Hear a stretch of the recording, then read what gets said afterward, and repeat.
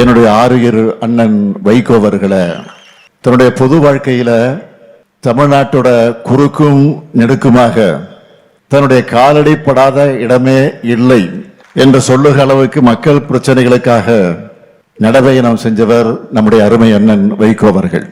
அவருடைய நெஞ்சுறுத்தையும் ஸ்டாமினாவையும் பார்க்கும்போது அவருக்கு 82 வயசா அல்லது 28 வயசா என்று நமக்கெல்லாம் ஆச்சரியப்பட தோணுது.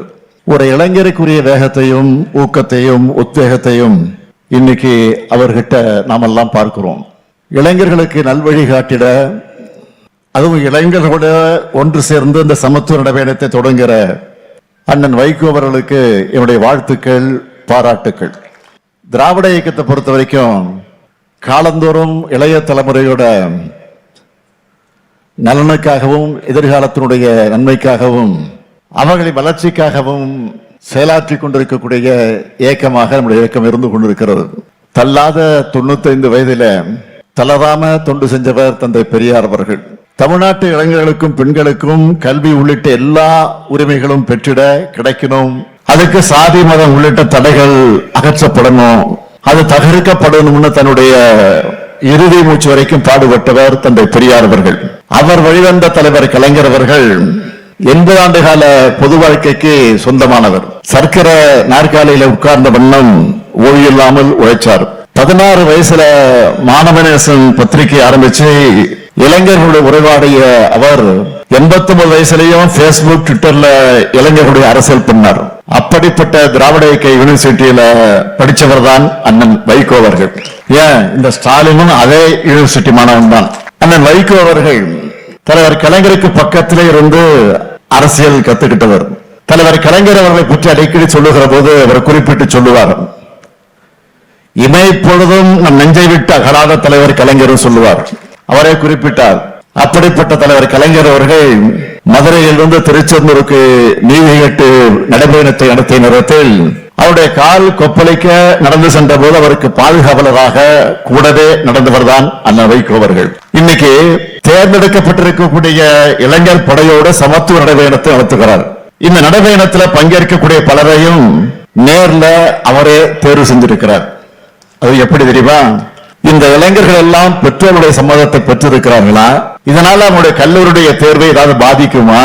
அவங்களுடைய உடல் தரம் என்ன, மன உறுதி எப்படி இருக்கு, ஆர்வம் எப்படி இருக்கு, எல்லாத்தையும் உறுதி செஞ்சுட்டு தான் இந்த இளைஞர் படைய அவர் தேர்ந்தெடுத்திருக்கிறார். போதைப் பொருள், அந்த போதைப் பொருளுடைய ஒழிப்பு, சாதி மத மோதல் தடுப்பு உள்ளிட்ட நாட்டுக்கு தேவையான கருத்துக்களை வலியுறுத்தி அண்ணன் வைகோ அவர்கள் தொடங்கி இருக்கக்கூடிய இந்த சமத்துவ நடைபயணம் மாபெரும் வெற்றி பெறணும்.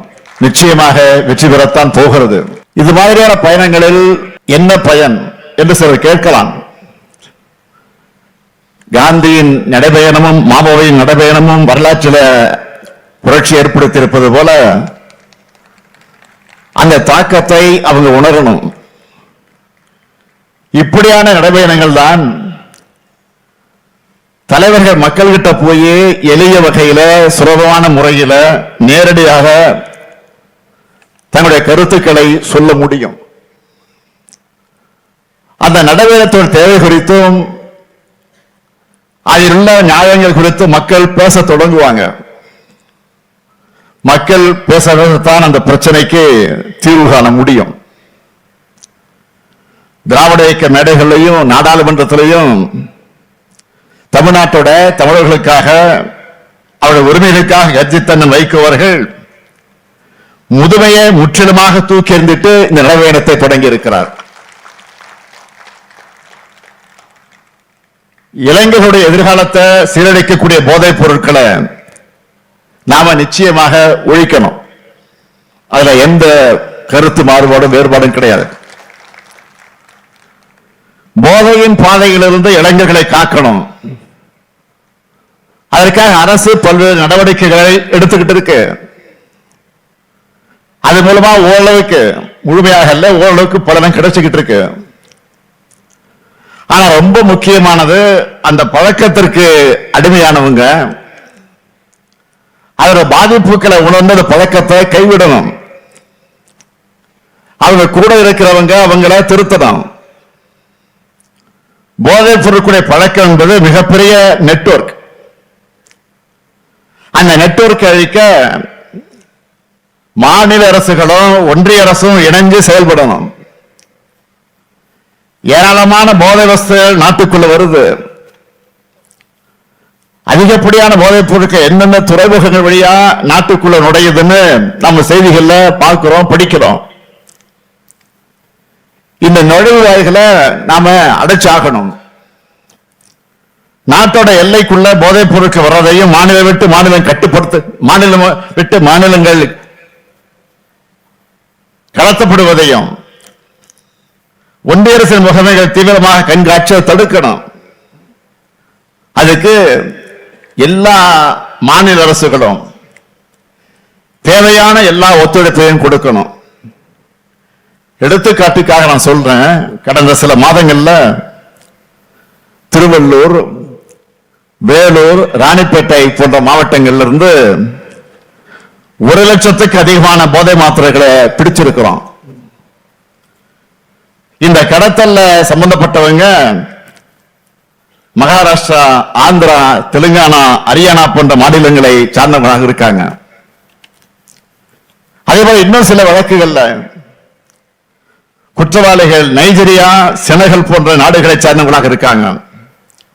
இப்படிப்பட்ட நெட்வொர்க்கை ஒழிக்க எல்லாரும் கைகோக்கணும்.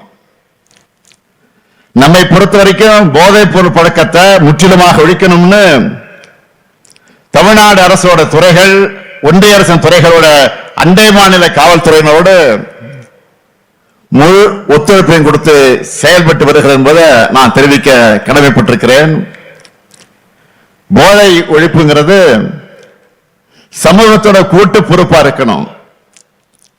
முக்கியமா கலைத்துறை சார்ந்தவங்க பொறுப்புணர்ச்சியோட தங்களுடைய படைப்புகளை உருவாக்கணும்.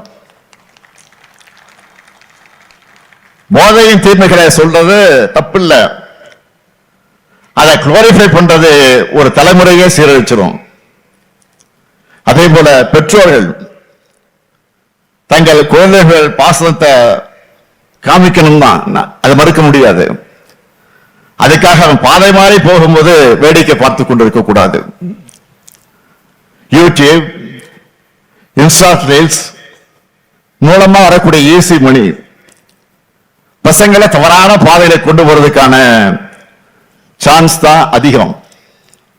எனவே குழந்தைகளை பொறுப்போடு வளர்க்கணும் பெற்றோர்களை நான் கேட்டுக்கொள்கிறேன். முக்கியமா அம்மா, அப்பா, அக்கா, தங்கச்சின் வீட்டில் இருக்கக்கூடிய சொந்தங்கள் நம்ம வீட்டு பசங்க வழி தவறி போகாம இருக்கிறத கண்காணிக்கணும். ஒருத்தருக்கு ஒருத்தர் மனசு விட்டு பேசணும். மனம் விட்டு பேசினாலே பாதி பாரம் குறைஞ்சிரும். தவறான பாதைக்கு போகக்கூடிய தேவை நிச்சயமாக இருக்காது. அதேபோல் ஆசிரியர்கள், சமூக வலைதள பிரபலங்கள்ல எல்லாருமே போதைப் பொருளுக்கு எதிரான விழிப்புணர்வை தொடர்ந்து பரப்பணும்னு நான் கேட்டுக்கிறேன். அடுத்து இன்னைக்கு நாட்டில் நிலவக்கூடிய முக்கியமான பிரச்சனை என்றால் அது சாதி மத மோதல்கள் தான்.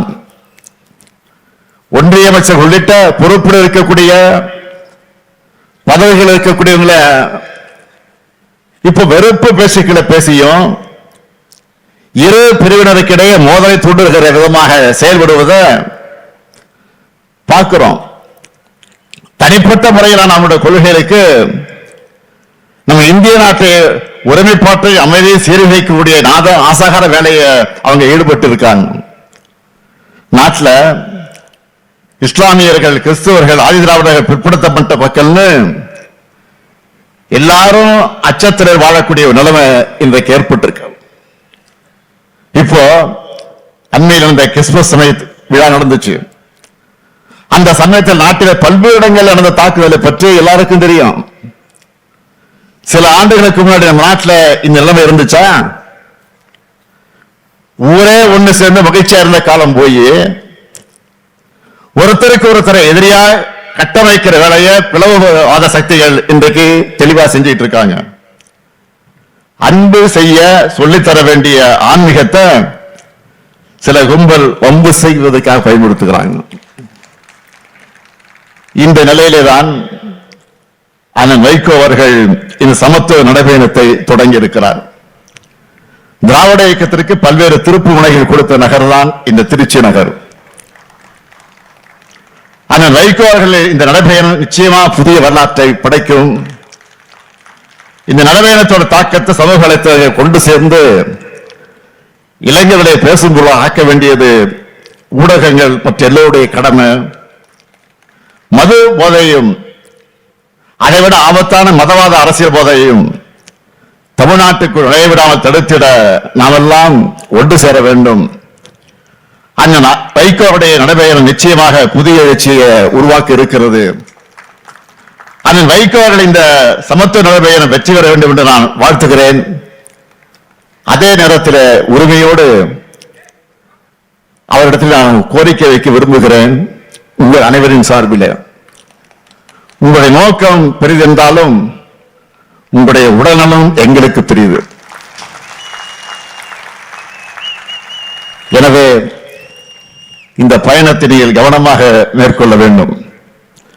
அது மட்டுமல்ல, இது மாதிரியான கடுமையான நடைபயணங்களை நீங்கள் இனி மேற்கொள்ளக்கூடாது என்ற அன்பான வேண்டுகோளை நீங்கள் கட்டளையிட்டால் அதை செய்வதற்கு மறுமலர்ச்சி திராவிட முன்னேற்ற தொண்டர்கள் தயாராக இருக்கிறாங்க. அதனால்தான் அந்த உரிமையோடு கேட்கிறேன்.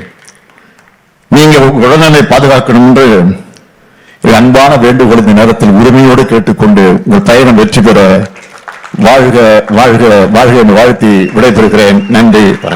இந்த சமத்துவ பதாகையை இப்பொழுது மாண்புமிகு முதலமைச்சர் அவர்கள் என் கரத்திலே வழங்க இருக்கிறார். இதனையே இலச்சினையாக கொண்டு நாம் இந்த கொள்கையை நெஞ்சிலேந்தி புறப்படுவோம். வணக்கம்.